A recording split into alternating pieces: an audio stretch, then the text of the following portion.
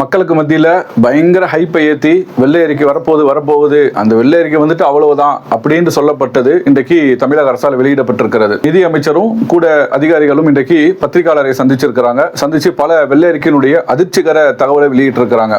தமிழக அரசு எதையும் மூடி மறைச்சி கடந்த காலத்தில் ஆட்சி செய்யல. அவங்களும் வெளிப்படையாகவே பட்ஜெட்டில் தாக்கல் செய்யப்பட்ட ஒன்று தான் 2026-27க்கு அவர்கள் வருவாயினுடைய இலக்கையும் செலவினுடைய இலக்கையும் பார்த்து அடுத்து வாங்க வேண்டிய பற்றாக்குறைக்கான கடனையும் சேர்த்து 10,71,000 கோடி கடன் அப்படிங்கிற ஒரு நிர்ணயத்தை அவங்க கடந்த பட்ஜெட்லேயே வெளிப்படையாக சொன்ன ஒரு தகவல் தான். புதிதாக இவர்கள் என்ன சொல்லியிருக்கிறாங்கன்றது தெரியல. துறை வாரியாக ஒவ்வொரு துறையும் இவ்வளவு நஷ்டத்தில் இருக்கிறது, இவ்வளவு கடன்ல இருக்கிறது, இதுக்காக இவ்வளவு கடன் வாங்குறாங்க அப்படின்னு சொல்லிட்டு துறை வாரியாக லாப நட்ட கணக்கை இன்றைக்கு அமைச்சர் வெளியிட்டிருக்கிறார். பொதுவாக மக்களுக்காக ஆட்சி செய்யக்கூடிய ஒரு அரசானது நலத்திட்டங்களுக்கு முக்கியத்துவம் கொடுப்பாங்க. அந்த நலத்திட்டத்தை மக்களுக்கு சேவையாக செய்கின்ற பொழுது நட்டம் ஏற்பட தான் செய்யும். தொழில் செய்யற மாதிரி லாப நட்ட கணக்கை பார்த்து எதுல லாபம் வருதோ அதுல நம்ம செய்ய முடியாது. லாப நட்ட கணக்கை தாண்டி மக்களுடைய சேவை தான் முக்கியம். அந்த அடிப்படையில் பல நலத்திட்டங்களை துவக்குவாங்க. அதற்கு ஏற்படக்கூடிய பொருளாதார இழப்பீடை வேறு வகையில வருவாயில் அதை ஈடுகட்டுவார்கள். அதை மிஞ்சிய நிலைக்கு போகும்போது கடன் பெறுவாங்க. கடன் பெறுவதனாலேயே ஒரு அரசு பலவீனமான அரசா அப்படின்னு கேட்டா கண்டிப்பாக இல்ல. உள்நாட்டு உற்பத்தியில கிட்டத்தட்ட 37 லட்சம் கோடி அளவிற்கு இன்றைக்கு உள்நாட்டு உற்பத்தியில இந்தியாவிலேயே 2வது நிலைக்கு இந்த மாநிலம் வளர்ந்திருக்கிறது. அப்படி வளர்ந்த ஒரு மாநிலம் வாங்கி இருக்கக்கூடிய கடன் சுமையில இது ரொம்ப ரொம்ப குறைவு தான். அதிகப்படியான கடனே இல்லை. ஒரு சின்ன ஒரு புள்ளி விவரம் பாருங்க.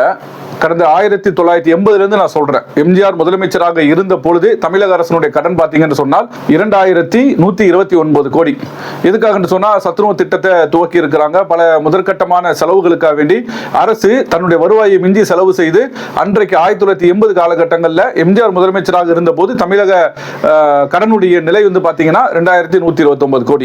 அதற்கு அடுத்து எம்ஜிஆருடைய காலத்திற்கு பிறகு 89-90 கலைஞர் கருணாநிதியினுடைய முதலமைச்சராக இருந்த காலகட்டத்தில் அந்த 2129 கோடி கடன் சுமை என்பது 5000 கோடியாக அதிகரிக்குது.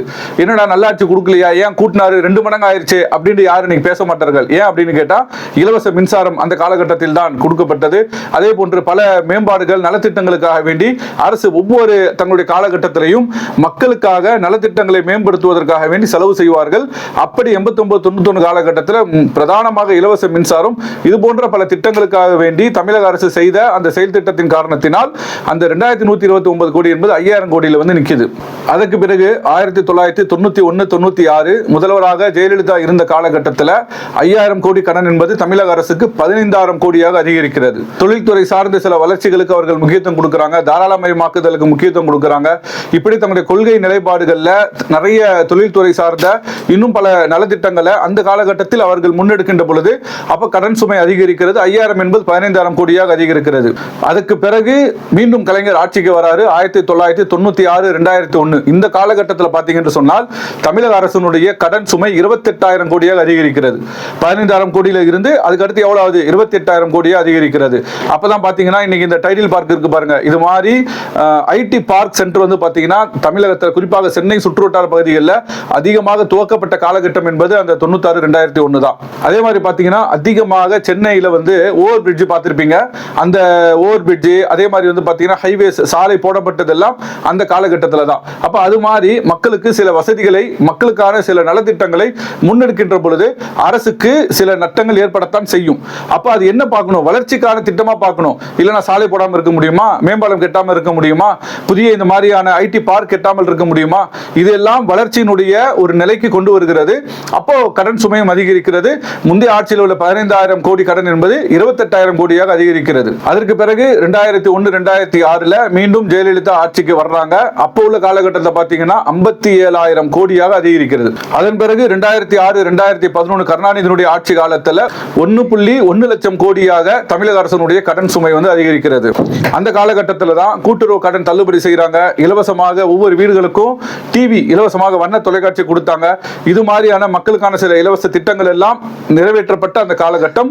அப்பொழுது அதனுடைய கடன் சுமை எவ்வளவு அதிகரிக்கிறது, 1.1 லட்சம் கோடியாக அந்த காலகட்டத்தில் கடன் சுமை அதிகரிக்கிறது. அதிகரிக்கிறது. அதன் பிறகு 2011 2016 அம்மையார் ஜெயலலிதாவுடைய ஆட்சி காலகட்டத்தில் 2.11 லட்சம் கோடியாக அதிகரிக்கிறது. முந்தைய காலகட்டத்தை விட அப்படியே இன்னொரு மடங்காக அதிகரிக்கிறது. அந்த காலகட்டத்தில் தான் இலவசமாக மிக்சி கொடுத்தாங்க, லேப்டாப் கொடுத்தாங்க, கிரைண்டர் கொடுத்தாங்க. இதெல்லாம் மக்களுக்கான இலவச திட்டங்களாக நிறைய நிறைவேற்றப்பட்ட காலகட்டம். அந்த காலகட்டத்தில் அது 2 லட்சம் கோடியாக கடன் சுமை அதிகரிக்கிறது. அதன் பிறகு 2016 2021 ஜெயலலிதா மறைவுக்கு பிறகு எடப்பாடி பழனிசாமி முதலமைச்சராக வர்றாங்க. அப்போ வந்து பாத்தீங்கன்னா 4.85 லட்சம் கோடியாக அதிகரிக்கிறது. ஏற்கனவே 2 கோடியாக இருந்தது. எடப்பாடியினுடைய ஆட்சி தொடர்ந்து அது முடிக்கக்கூடிய காலகட்டத்தில் பாத்தீங்கன்னு சொன்னால் 4.85 லட்சம் கோடியாக கடன் சுமை வந்து அதிகரிக்கிறது. அதன் பிறகு 2021 26 ஸ்டாலினுடைய ஆட்சி காலகட்டத்தில் 9.52 லட்சம் கோடியாக அதிகரிக்கிறது. அதன் பிறகு 2026 27 அந்த ஆண்டுக்கான எஸ்டிமேட்ல தான் 10.71 லட்சம் கோடியாக அந்த கடனுடைய வரம்பு வந்து நிற்கும் அப்படின்னு சொல்லிட்டு இவர்கள் ப்ரெடிக்ஷன் பண்ணாங்க. ஆனால் அவர்கள் ஆட்சி முடிக்கக்கூடிய காலகட்டத்தில் 9.52 லட்சம் கோடியாக நிறைவு செஞ்சுட்டு போறாங்க. அந்த காலகட்டத்தில் தான் பாத்தீங்கன்னு சொன்னால் மெட்ரோவுடைய செகண்ட் ப்ராஜெக்ட் வந்து ஸ்டார்ட் ஆகுது. அதே மாதிரி மகளிருக்கு இலவச பேருந்து கொடுக்குறாங்க.